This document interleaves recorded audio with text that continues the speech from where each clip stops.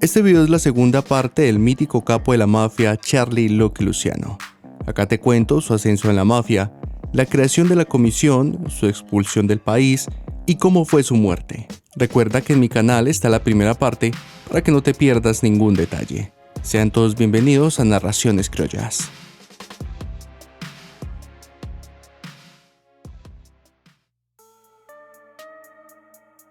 Con la muerte de Joe Maseria traicionado por Luciano, Salvatore Maranzano se erigió como el personaje más poderoso de Nueva York.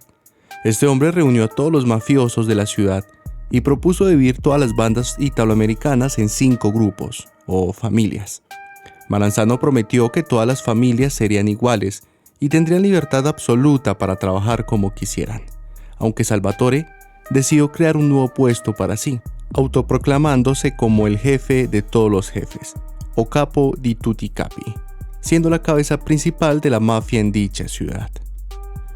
Pese a su prometedor inicio, Maranzano terminó sucumbiendo a la tentación del viejo paternalismo siciliano y comenzó a creerse más de la cuenta ese papel que él mismo se otorgó, tratando de manera despectiva y con frialdad a las demás jefes de las familias, demostrando que el título que tenía no era tan honorífico. Otro problema que surgió fue cuando Meyer Lansky volvió a trabajar con Luciano, pese a que meses atrás Salvatore aprobó que el mafioso judío trabajara con nuestro protagonista. Pronto se mostró muy receloso. Todos estos actos de Salvatore generaron un malestar en la familia, conduciendo inevitablemente a que conspiraran contra él para eliminarle. Salvatore, pronto consumido por la paranoia, empezó a dudar de todo el mundo y a asumir que le liquidarían para quedarse con su puesto. Y entre los que desconfiaba se encontraba Luciano, además de otros jóvenes capos. Por esto él decidió montarle una trampa para liquidarle, citándolo a una reunión en su propio despacho. Él esperaba que a este encuentro asistiera con su segundo Vito Genovese. Salvatore, previendo una emboscada y sabiendo que quizá Lucky enviaría ojeadores para asegurarse de que no hubiera nada sospechoso, Maranzano acudió a su despacho temprano para dejarse ver en la entrada. El plan de este consistía en pasar allí la mañana, pero poco antes de la llegada de Luciano y Genovese, cambiaría su lugar con un sicario que les estaría esperando para ejecutarle. El problema con esto es que Maranzano subestimó a Luciano, quien además de ser muy desconfiado era inteligente y se había olido la jugada. Así que, volteando los papeles, decidió usar aquella encerrona en contra del propio Salvatore.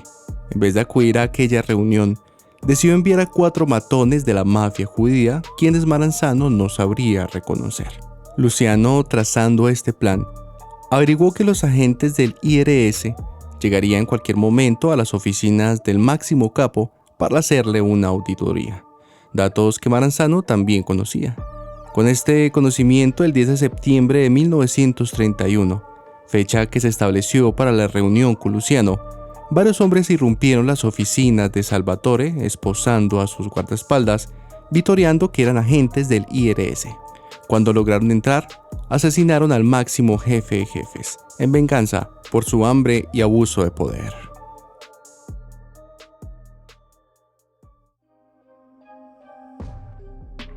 Con la muerte de Maranzano, Charlie Luciano se convirtió en el jefe más poderoso del crimen en Nueva York, alcanzando la cumbre de los bajos fondos, dictaminando reglas criminales, sus políticas y actividades junto con los jefes de las demás familias.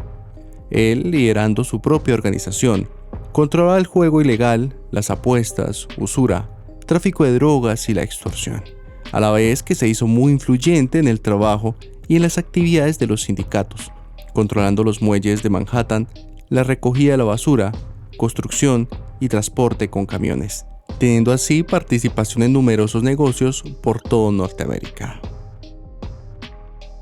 Luciano, siendo el nuevo líder, abolió el título que creó Maranzano de jefe de todos los jefes, considerando que tal posición creaba serios problemas entre las familias, convirtiéndolo en un objetivo para otro gángster ambicioso que quisiera destronarlo. En lugar de ello, creó la comisión, esta era una alianza entre todos los líderes mafiosos del país que pretendía resolver todas las disputas y decidir qué familias controlaban y qué territorios. En toda la carrera criminal de Lucky, el impulso de la comisión fue considerada como la mayor innovación en la mafia. Sin embargo, el objetivo de él en esto era mantener discretamente su poder sobre todas las familias y prevenir futuras guerras entre bandas. Y es que la comisión era el equivalente de los gánsteres a la Corte Suprema, donde se resolvían disputas entre gánsteres, inclusive decidieron quién debía ser asesinado y cómo. Además que proporcionó representación para las organizaciones irlandesas y judías en Nueva York. Se suponía en sí que todos los jefes tenían el mismo poder y tenían un voto, pero en realidad Luciano y sus aliados controlaban la comisión, siendo Loki el primero entre iguales, convirtiéndose así en el mafioso más poderoso de Estados Unidos. A pesar de todo lo que pasó con Salvatore, Luciano no rechazó todos los cambios que éste colocó. Él creía que la ceremonia de convertirse en un made man o un hombre hecho en una familia criminal era un anacronismo siciliano. Sin embargo, Lansky fue uno de los que le convenció que mantuviera esta tradición, argumentando que los jóvenes necesitaban rituales para promover la obediencia a la familia.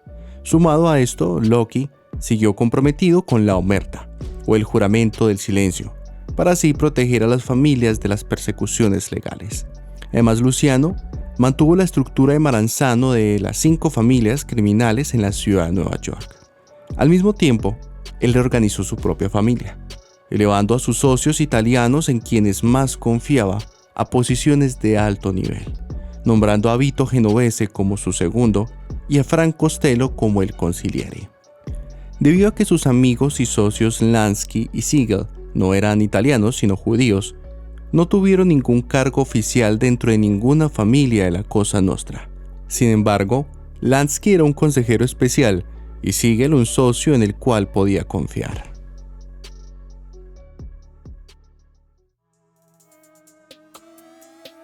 En 1936 se lanzó un gran ataque policial contra 200 burdeles en Brooklyn y Manhattan.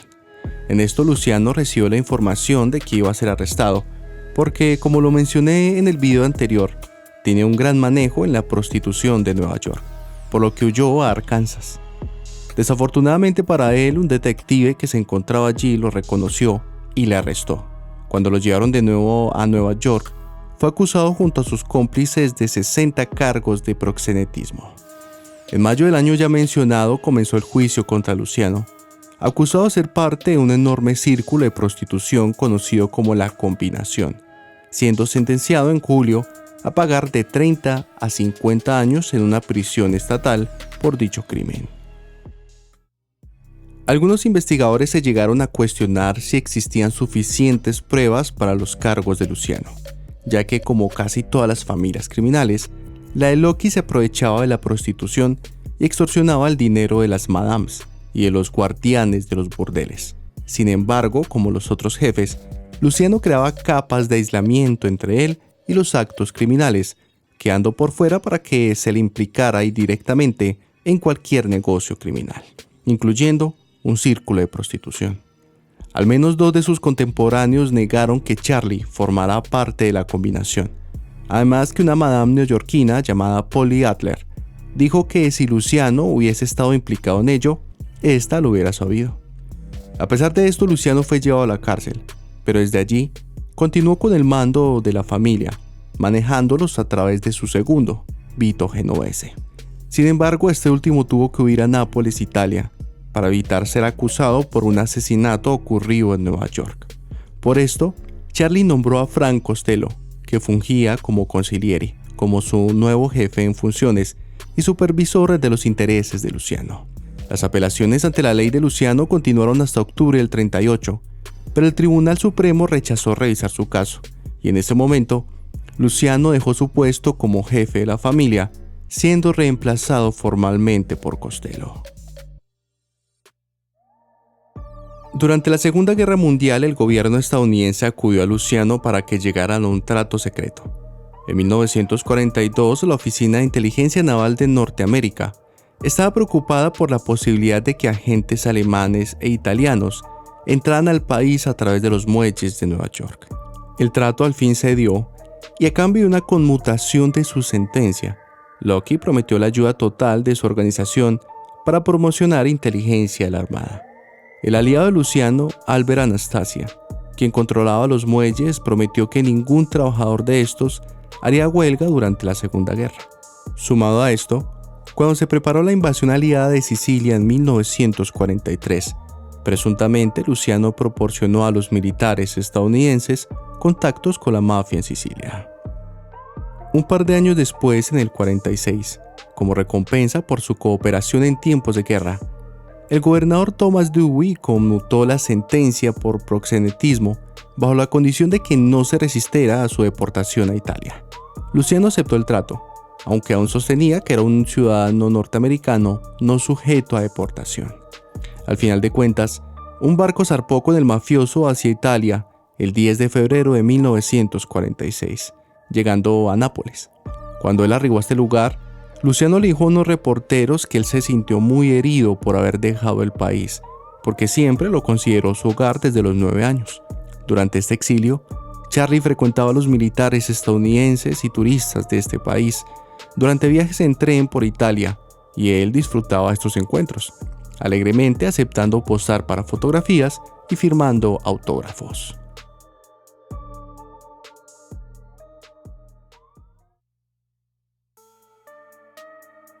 Meses después de su llegada a Italia, en octubre del 46, Luciano se trasladó en secreto a La Habana.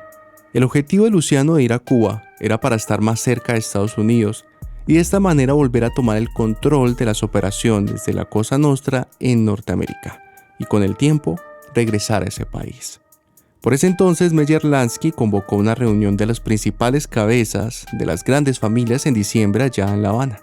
La razón era discutir asuntos políticos, normas de actuación e intereses de negocio con Luciano allí presente. Además de estos temas, discutieron el negocio de la heroína, el juego cubano y qué hacer con Bugsy Siegel y el proyecto del Hotel Flamingo en Las Vegas. A esta conferencia acudieron delegaciones que representaron a las familias del crimen de todo Norteamérica. En dicha conferencia, el 20 de diciembre, Luciano tuvo un encuentro privado con Vito Genovese. A diferencia de Costello, Charlie siempre desconfió de Vito. En esta reunión, Genovese intentó convencer a Luciano de que se convirtiera en el jefe de jefes titular y permitiera que él manejara todos los asuntos de la familia de Luciano. Ante esta propuesta, Loki con tranquilidad rechazó la sugerencia de Genovese y le dijo que el puesto de jefe de jefes no existía y él lo había rechazado ante todo el mundo. Si alguna vez cambiara de idea, asumiría el título, pero que el liderazgo de la familia no se lo otorgaría a él. Además, le aclaró que él en ese momento solo era un trabajador suyo y que no tenía ganas de retirarse, amenazándole sutilmente, diciéndole que no quería volver a escuchar esa sugerencia, o si no, tendría graves consecuencias. Poco después de que comenzara la conferencia en La Habana, el gobierno norteamericano se enteró de la presencia de Luciano en aquel país. Por esto, ellos empezaron a presionar a Cuba para que le expulsaran de allí, amenazándoles de que bloquearían todos los envíos de droga de prescripción narcóticas mientras el capo se encontrara en ese lugar. 2 días después, el gobierno cubano anunció que Luciano estaba bajo custodia y que sería deportado a Italia. Después del viaje secreto de Charlie a Cuba, cuando llegó a Italia pasó el resto de su vida bajo estrecha supervisión policial.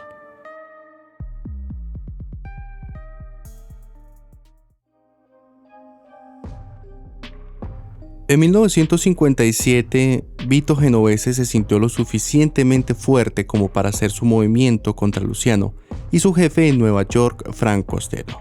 En este, fue ayudado por el subjefe de la familia criminal Anastasia, Carlo Gambino. En mayo de ese año, cumpliendo órdenes de Genovese, Vincent Gigante le tendió una emboscada a Costello en el vestíbulo de su apartamento y le disparó en la cabeza. Después de dispararle, Gigante se marchó rápidamente pensando que había liquidado a Frank, pero no lo hizo. La bala solo le rozó la cabeza y no fue herido de gravedad. Después de esto, a Costello se le permitió retirarse y le cedió a Genovese el control de lo que hoy se llama la familia criminal Genovese. Ante esto, Luciano, al no estar presente, fue incapaz de detenerlo. Vito se creía ahora el máximo jefe de la Cosa Nostra, y por esto en noviembre de 1957 convocó una reunión de los jefes de la mafia en Apalachín para aprobar su toma de poder en la familia Luciano y para establecer su poder en el ámbito nacional. Pero todo no salió como él esperaba. En lugar de ello, la cumbre se convirtió en un fiasco ya que las fuerzas de la ley asaltaron el encuentro y más de 65 gánsteres de alto rango fueron arrestados y la Cosa Nostra se vio sometida a la publicidad, generando que mafiosos enfurecidos le echaran la culpa a Genovese por este desastre, abriendo una oportunidad para sus rivales. Costello, Luciano y Gambino se encontraron en un hotel en Palermo, Sicilia, para discutir un plan de acción. En su propio movimiento para hacerse con el poder, Gambino le dio la espalda a Genovese. Ellos trataron de entramparlo para que le implicaran falsamente en un trato con drogas. Luego de esto, en abril del 59, Vito fue sentenciado en Nueva York por conspiración por violar las leyes federales sobre narcóticos, con una sentencia de 15 años. Mientras estuvo preso y murió en el 69, Vito intentó gobernar a su familia desde la cárcel.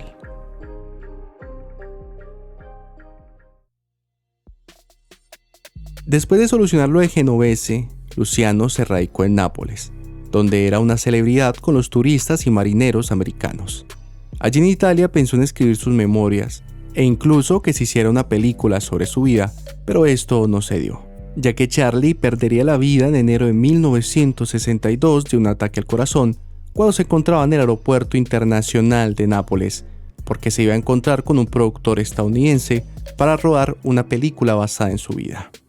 Él, en un principio, para evitar enfrentarse con otros miembros de la Cosa Nostra, había rechazado con anterioridad la película, pero después cedió. 3 días después de su fallecimiento, 300 personas acudieron a su funeral en Nápoles. El cuerpo del mafioso fue llevado por las calles de la ciudad en un coche fúnebre negro tirado por caballos. Con el permiso del gobierno norteamericano, los parientes de Luciano llevaron su cuerpo de vuelta a Nueva York para enterrarle allí. Sus restos finalmente fueron enterrados en la cripta familiar de los Lucania en el cementerio de St. John. En ese entierro, más de 2.000 personas acudieron al funeral. Charlie Luciano, aparte de Gambino, fue el único jefe que tuvo el control total de la comisión y virtualmente de todas las familias de la mafia en Estados Unidos. En la cultura popular a menudo se ha debatido sobre quién fue el gángster más grande entre Luciano y su contemporáneo Al Capone. Si bien Capone fue un mafioso famoso en Estados Unidos, no ejerció la misma influencia sobre otras familias como lo hizo Luciano con su creación y dirección de la comisión. En 1998, la revista Time caracterizó a Luciano como la mente criminal maestra entre los 20 más influyentes constructores y titanes del siglo XX. Espero que te haya gustado el video. Recuerda dejarme tu like y tu comentario. Esto fue Narraciones Criollas.